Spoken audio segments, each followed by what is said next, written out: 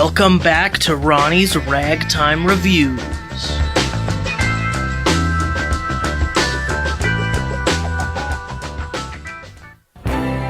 This is my first episode in a little bit. I wasn't able to record for the past 2 weeks, but alas, I am back. Today I am reviewing some movies loosely connected by the fact that they are music themed. Starting with, maybe you've guessed by the background music, A Complete Unknown. How does it feel? I saw this in theaters and I thought it was alright. I was thoroughly entertained for most of the movie. The one main issue is that this felt so long for me. I was so shocked to see that only a little over 2 hours had passed when it ended. It really felt like I was sitting there for 3 or 4 hours. I don't know why, something about the pacing or how much was stuffed in there, or maybe I just wasn't that engrossed in general because the 2 people I was with didn't feel the length like I did. Nevertheless, there was a lot of content for 2 hours and some change, and with a movie that has so much compacted into it, I don't feel like they extrapolated enough actual substance. Like, I feel like I got it the first time they insisted it, and I got it the next several times. Like, yeah, Bob Dylan is going against the grain, he's a bad boy, he's kind of mean, and all that. They didn't really push it past that point, and I wasn't left with a strong takeaway. The acting was pretty great. Timothée Chalamet, of course, delivered. He always does. He was nominated for an Oscar in Best Actor for his portrayal, and while I'm not mad about that, I think he had a much more Oscar-worthy performance in Dune. The guy who played Johnny Cash was really stellar. He was maybe the best part of the movie. This movie was directed by James Mangold, who also directed Logan, but more importantly, Walk the Line, which was a Johnny Cash biopic, so it makes sense that what he really nailed was capturing a Johnny Cash performance.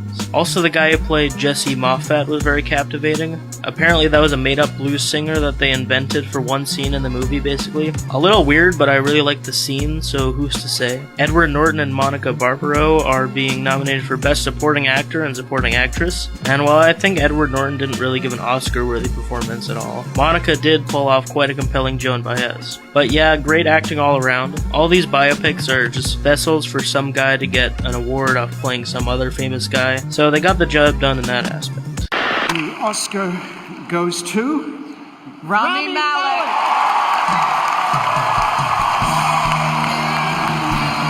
The audio was mostly very good, although there was a few noticeable mistakes in the movie that distracted me, although they are quite nitpicky. There was one moment where Sylvie, Bob's made-up love interest, loosely based on a real person, had a very obvious overdubbing, where she's clearly not saying what we're hearing. There's a moment where a character's dialogue was very poorly mixed, where I could hear the static of the recording. Like, they couldn't take that out, nobody caught that. There was a moment where Pete Seeger was walking in the dirt, and his footsteps were so loud in the mix, it was very jarring. All very nitpicky, but they took up space in my brain. And if a movie has any noticeable audio mistakes, I don't think it should be awarded as a spot on one of the 5 best achievements in sounds, which it has been awarded. In conclusion, this was just kinda another biopic, but one that had quite a bit of talent behind it. So the parts that annoyed me weren't enough for me to call this anything below a 6 out of 10. Like a complete unknown. Like a rolling stone. Next up is Sing Sing. It doesn't really have anything to do with music besides the title, and in fact the music was the worst part of it, but I'll get into that. As a movie by itself, it was incredibly moving. I damn near shed a tear. Maybe more than damn near, but don't tell anyone. The story was very similar in a few ways to Shawshank Redemption, with it being a prison story about hope and whether or not you should lose hope, starring a character who is falsely imprisoned. I feel they handled that topic in their own unique way though. The performances all around were phenomenal, with not one bad apple. Coleman Domingo plays Divine G, the main character, and he was phenomenal. He stole the show in every scene, and he brought out such a captivating energy, and there's a few scenes where he starts to break down and lose hope, and they were some of the most gut-wrenching scenes I've seen in a while. His co-star, Clarence Macklin, was also great. His character's journey was very interesting and very well portrayed, and apparently Clarence was actually an inmate at this Sing Sing prison. I didn't know this was based so closely on a real story until after, and I absolutely had no clue that quite a few of the cast members were actually inmates, and most of the rest don't have many acting credits either. Sean Dino Johnson was another actor playing himself, and he had such a strong presence and emotional pull that I would have never guessed that this is his first big role. The acting all around was really great. The presentation was incredible. incredible. The cinematography was very breathtaking. There's a shot of Divine G's hand going through a tiny caged window, and it just lingers on that for a split second, and the way it's shot, you can draw so much from that one image. There's a lot of memorable shots that really intensify the loneliness and claustrophobia of a prison room. Really impressive cinematography. Moving on, as great as the visuals and acting were, I wish the composers just let the actors do the acting. The music was the main thing holding this back. The music was frankly obnoxious and insistent and kind of clashing at points. It's annoying in a movie when clearly the scene isn't emotionally compelling enough, so the music has to pull all the weight, but in this movie the performances were so moving that the music took away from it even more. There was a section that seemed to be sad in tone, and then the music was composed as if it were a horror movie.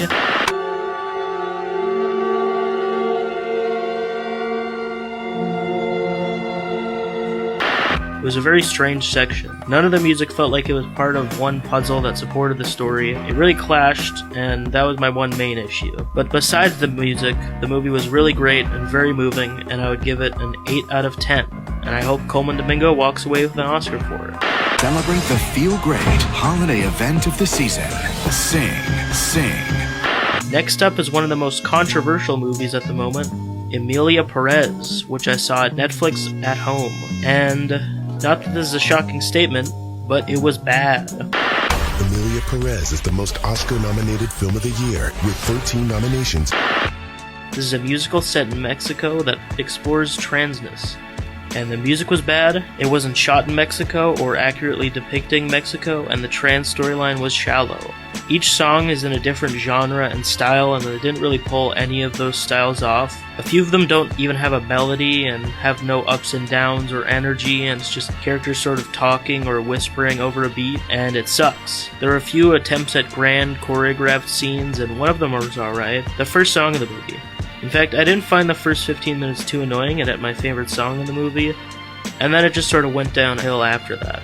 The other grand operatic number was very awkward and strange, and it was kind of a rock song, and it just wasn't good. There's the one main memed song, which is the transition surgery song, where it's, I'll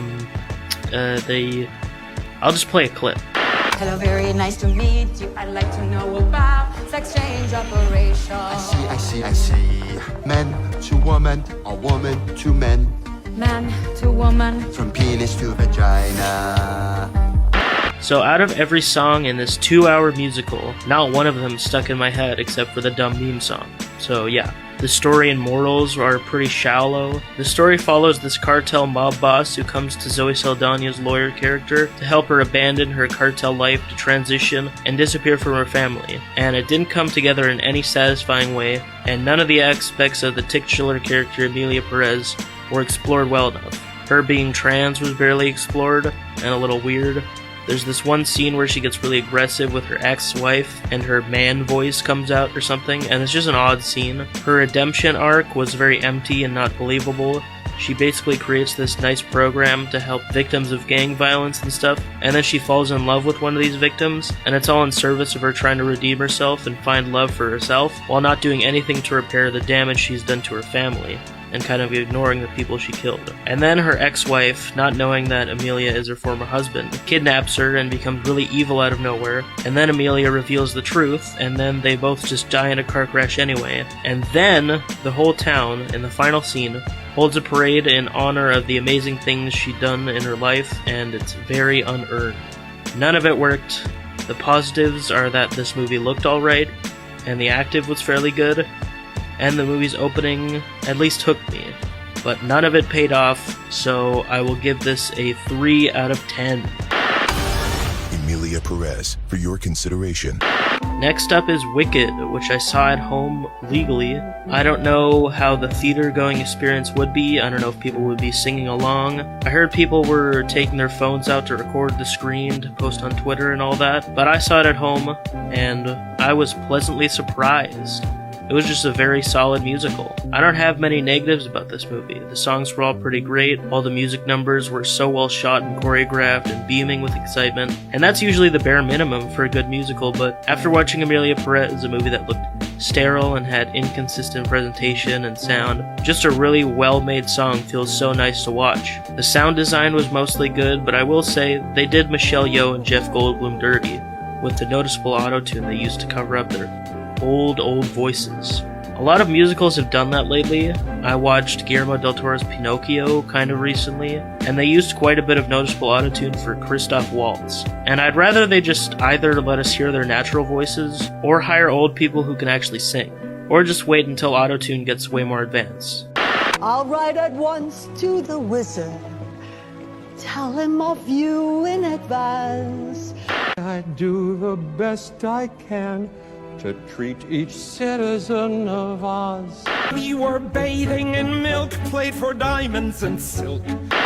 Anyways, the CGI and visuals were pretty impressive. I think it faltered a bit at the last act with some slightly poor green screen effects and a dirty, muddy lighting that's used to cover up CG mistakes in lots of movies. It kind of clashed for such a bright and colorful movie, but the animals looked incredible and most of the movie in general looked great. The set design and costume design were also really impressive. The acting was really top notch. I wouldn't be mad if the 2 stars came home with Oscars. They both really excelled. I always forget that Ariana Grande started as an actor, and it really shows with her performance here. I also especially enjoyed Peter Dinklage's goat character, and he gave a very believable vocal performance. The one thing that I felt could have been handled better is the character progression. I only remembered that this was part 1 near the end, when it was becoming apparent that these characters have barely changed at all throughout the whole movie. They had some great small moments of coming to understand each other, like the ballroom dance moment where they did their interpretive dances, but besides accepting each other more, their morals never really changed, and Glinda was especially a bit annoying to follow because her character never really grew, despite all the small bits where it seems like she was about to develop further. Besides that and a few small issues, for a musical, I really enjoyed Wicked and would give it a 7 out of 10. Wicked, rated PG. So yeah, that's all I really wanted to talk about this week.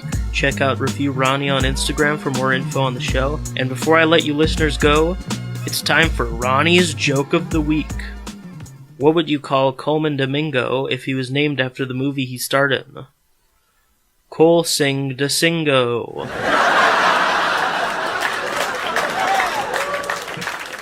See you next time on Ronny's Rhythmic Reviews. Hey, Ronny. Ronny? Good reviews? Fabulous reviews. This is Ronny. Make it good. Suppose Ronnie could have been a Reviewer. It's Ronnie, all right. Ronny? Reviews. Fabulous reviews. And this is the best review we got. Penis to vagina.